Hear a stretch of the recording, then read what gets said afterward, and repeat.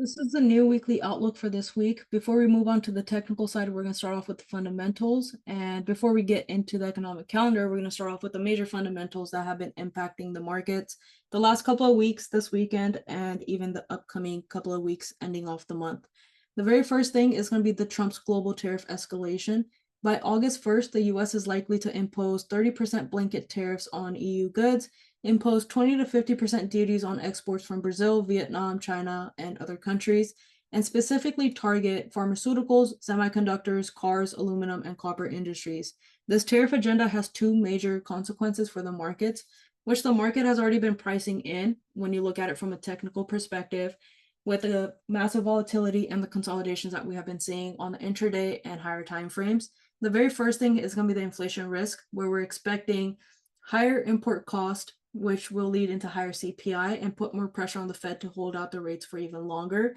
The Fed already said this at the last FOMC press conference, and the FOMC members have been saying this the last couple of weeks as well, is that we're expecting to see higher CPI data in Q3 of 2025, and that is mainly because of the Fed is expecting that the businesses will push over a percentage of the inflation from the tariff war or the global trade war that has been happening over to the consumer side in 2025, Q3 of 2025. We saw that last week already with the CPI data coming out, which was reflective of the June data.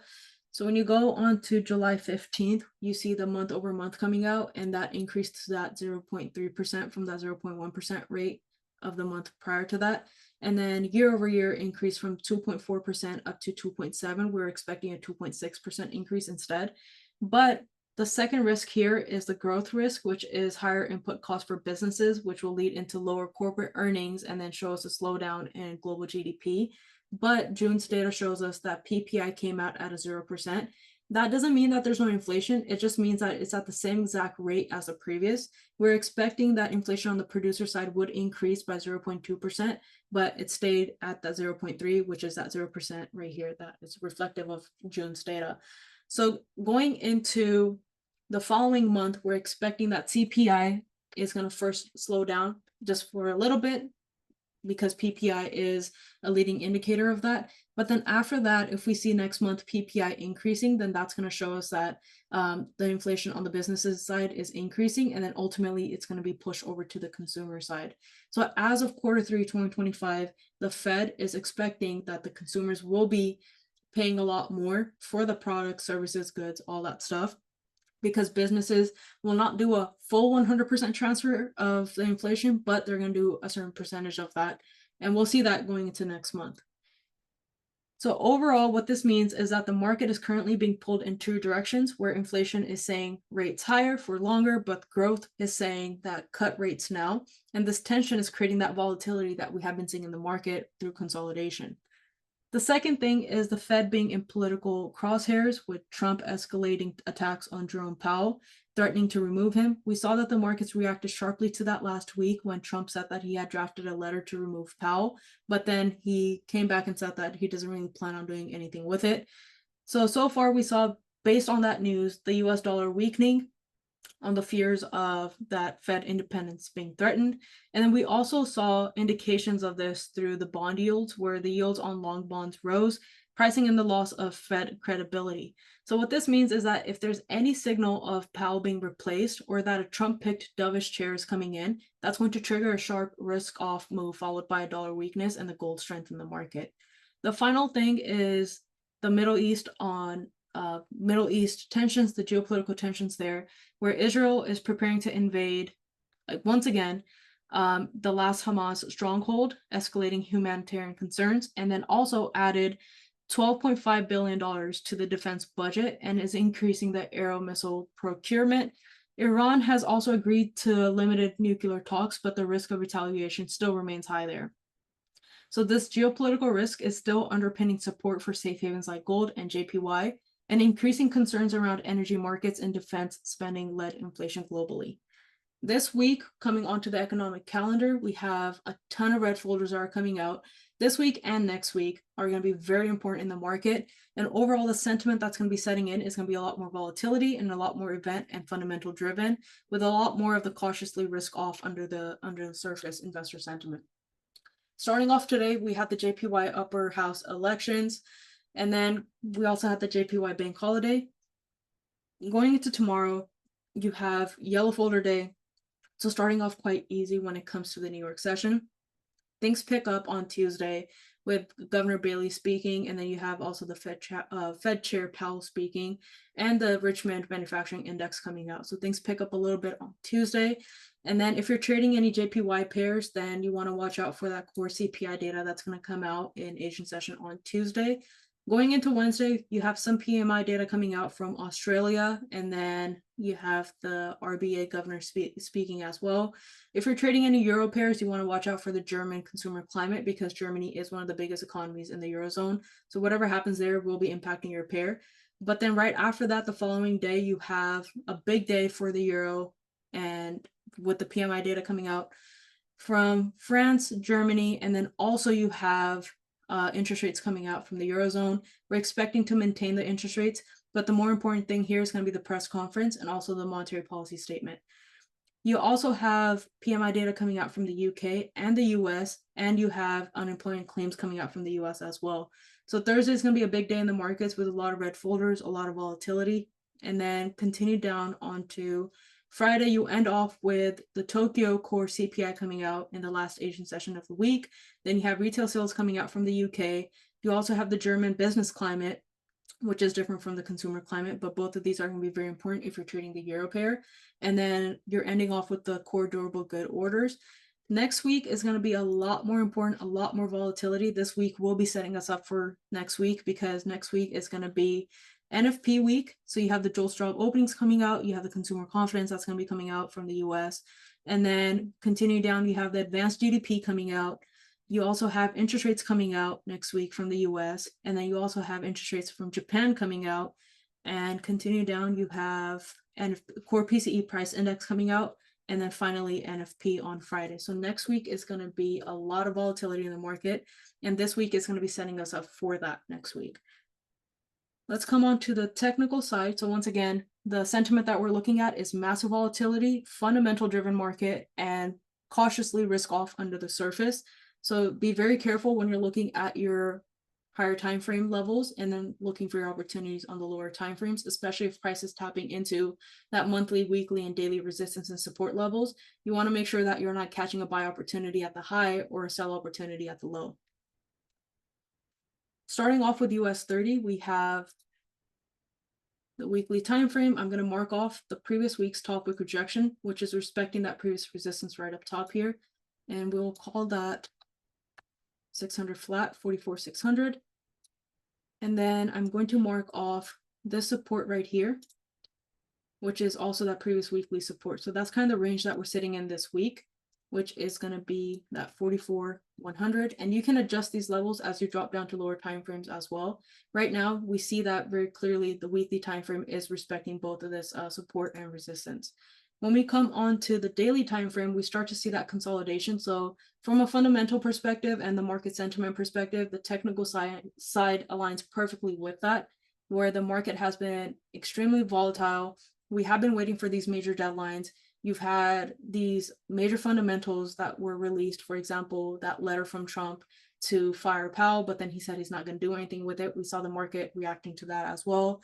You have the August 1st deadline that's coming up. You have the tariff news that the market is trying to price in. And you have a lot of these macro fundamentals in general that are currently making the pairs consolidate, and then we're just waiting for a clear direction of where we headed, which is leading us into that PMI data this week, into that CPI data. We're going into a new quarter. You also have interest rates coming out, core PCE, and NFP week, all of that. So you have major fundamentals this week and next week, which is really going to help us break out of these levels here. Coming onto the daily time frame, we're sitting into the same exact consolidation area as the previous. So we know that this is an all-time high level. We know that we need fundamentals before price can push in any direction. So when we're looking for our trading opportunities, these are levels that we need to be respectful of. So what I'm going to do is mark off the support. The resistance remains the same here. So as long as price is above, let's say 44,400, we're looking for those buying opportunities to come up into that 600 mark. So that is going to be a 200-point move, or a sell-off opportunity after resistance here to come back down into that 100 move, 44,100, which is going to be a 300-point move down. You come onto the 4-hour time frame and we start to see that exactly this level at 44,400. There's a lot of rejections here. We're starting to see that level also being respected as support or resistance in the past. So we know it's a very strong level in general. If you're looking for any buying opportunities, you need price to break above this level of 44,400 and then continue back up bullish. Ideally, you want it to clear out of all of these consolidation wick rejections up top, and then you have your buying opportunities to the upside. If it simply makes a top wick and then flips back down, then you can look for yourselves to come back down and first target into that 44,200 and then ultimately into that 100. Coming onto the hourly time frame, we see that resistance being held here right now, but that's not enough confirmations for buys or sells just yet, especially since the first New York session has not even opened up for the week. So we're just waiting to see what price is going to do. If I want to narrow in my zones even more, my no trade range would be somewhere around here. If price is just hanging around here, then I'm not looking for a trading opportunity. It may seem like a pretty big range, almost a 100-point range here, 44,300. But this is going to be my scalping opportunity. If I'm looking for a day trade opportunity, if I can catch a scalp from here and then price keeps pushing, that's going to be a scalp turned into a day trade or even a swing trade, depending on how long it takes for this trade to play out. But other than that, if I'm simply looking for scalps, then this is my zone to zone trade. If I'm looking for a buy opportunity, which is going to be a scalp turned into a day trade, then I'm waiting for a support to be formed right here and then continue pushing back up bullish. As that happens, I'm looking for a scalp opportunity to the upside and then a scale-in opportunity as price clears above the zone and then continues bullish. Up next, we have GBP USD. So GBP USD, right now we have the Bank of England being very cautious because of the weak labor market and the stubborn inflation that they're dealing with, but there's still no urgency to cut aggressively, and we're seeing that the growth there is also faltering with the UK economy overall. With the US side, we already talked about the PMI data that's going to be coming out, the interest rates are going to be coming out, NFP week, you also have the core PCE price index coming out, and then we also have the August 1st deadline. So there's a lot happening from a US dollar perspective, and also with Trump keep targeting Jerome Powell, you also have that fundamental. So if there's any sort of news with Trump targeting Powell again, or talking about firing him, then you have that fundamental that this pair is going to be very exposed to as well. So there's a lot happening from a USD perspective, but from the UK perspective, we're really just following whatever happens with Bank of England. Starting off with the weekly time frame, you have that bottom wick rejection down here, which is the previous weekly's bottom wick. And that is going to be that 1.337, which is also that previous resistance. And then if you scroll out, then you'll see how this level is respected as resistance in the past too. So here we're seeing that price is currently holding on to some sort of a support, it seems like. I'm just going to mark off this level and then we can adjust it when we drop down to lower time frames. As of resistance, I'm going to mark off this previous support here. And that's kind of the area that we're sitting in at the moment, which is 1.345. Come on to the daily time frame, we start to see that consolidation formation here. So there's really not a trading opportunity here just yet until we can break below the zone and then continue pushing for those longer term trades. So if you're looking for a swing trade opportunity, you want this low here to be broken, so then you can target the previous support for about 110 pips and then a continuation down for almost 200 pips. If price just consolidates here, you don't have a trade at all when it comes to swing trades. You can look for a scalp, you can look for a day trade, which is going to be your zone to zone trade. If you're looking for your buying opportunities, let's say the dollar is weak and then the pound gains strength against the dollar, then you're looking for buying opportunities as price breaks above 1.345. Continuation up for wick fills for about 40 pips or starts off as a scalp. Continuation up for about 122 pips, and then even further up to come back and tap into those previous highs for almost a 300 pip move. Anything in between, you're just looking for a zone to zone trade. Don't really try to catch any sort of a buying or selling opportunity to turn that into a swing trade because you don't have the confirmations here from a technical side just yet.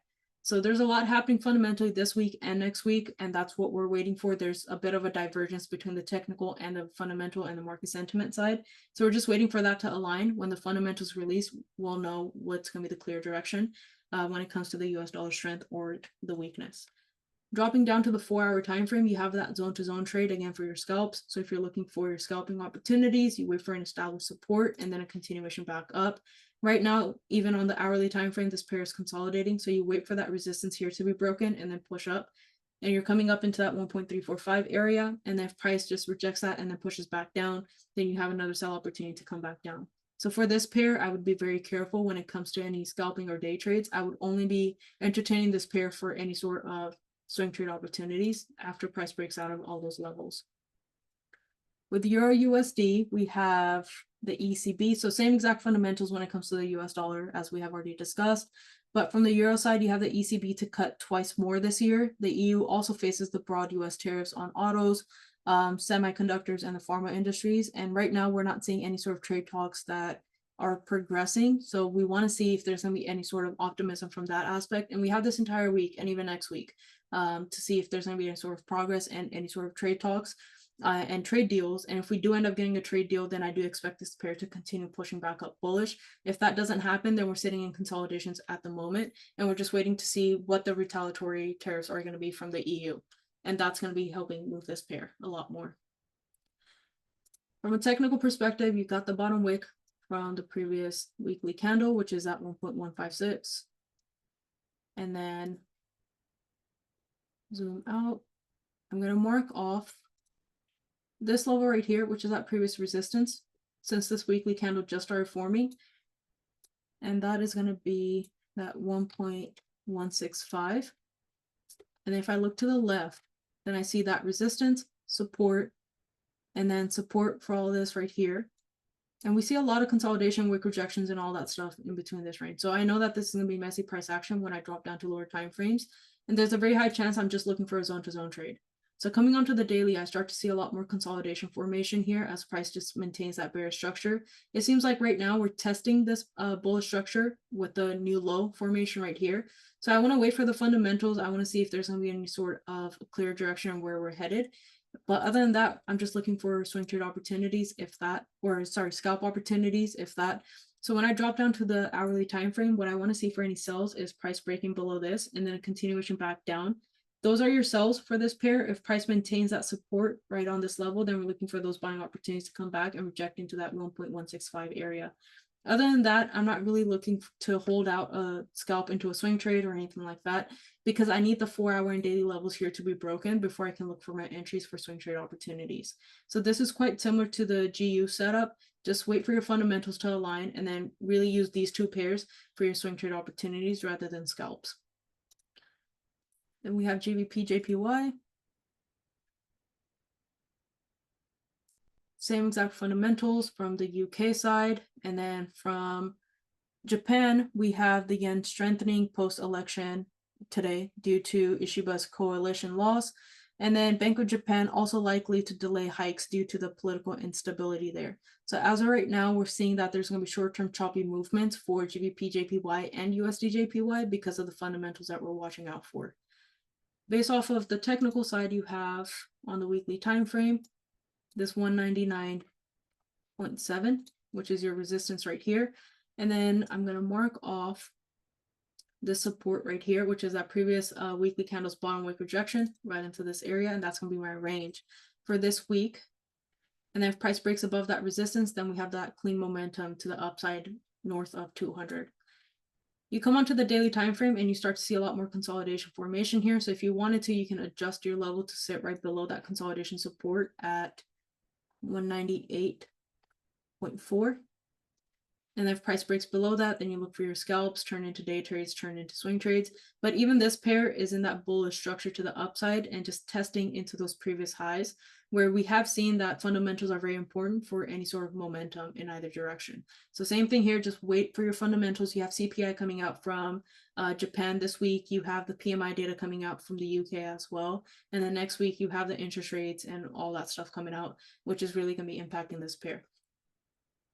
Come onto the 4-hour time frame and you can look for your zone-to-zone trade opportunities here for any scalping opportunities. You have price holding onto a support here and then push back up. We had a gap down when the market opened up, so the market has already filled in majority of that. We're just trying to see if price is going to push back up and respect the resistance here. If it does, then you have a sell opportunity to come all the way back down into that 198, almost 500, 600 area. If price simply rejects into this and then pushes back down, then you can look for your sells. Anything here personally this week would be very messy price action. So I wouldn't be looking for a trade here for USD JPY, GBP JPY, GBP USD, or Euro USD. My top two pairs this week are going to be US 30 and gold. And the reason why I say that is because this has a very similar setup to GBP JPY as GBP USD and Euro USD do.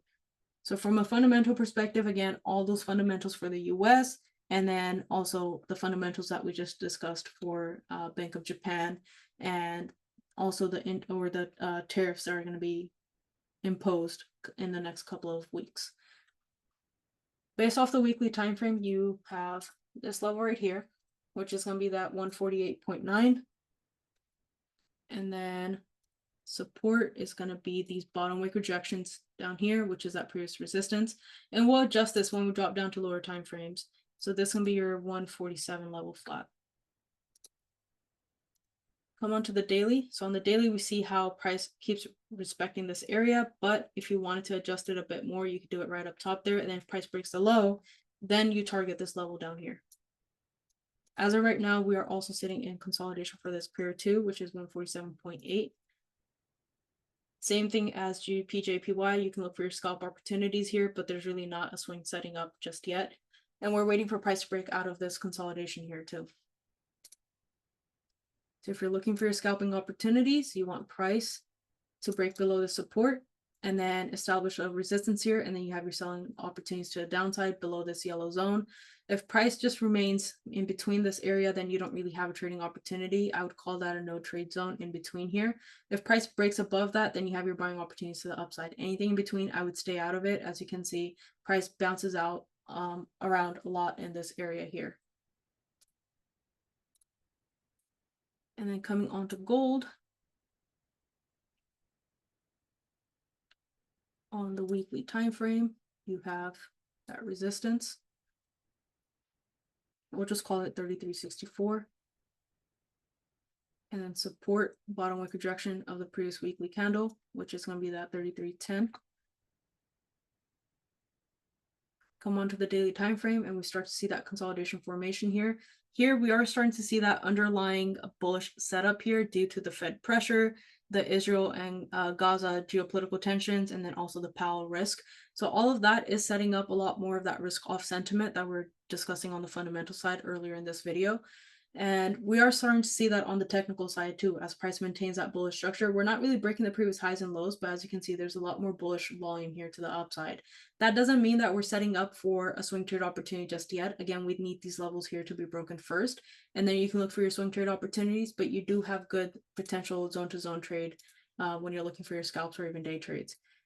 So what I want to see here is as price approaches that 33.64 level, and it has rejected into that multiple times in the past. If price can hold on to a resistance here, then I'm looking for those sells to come back down into that liquidity area of 33.10, which is, as you can see, a very strong support level, and then price bounces off of that. If price breaks above that with any sort of fundamentals that come out, then we're looking for our buying opportunities to the upside.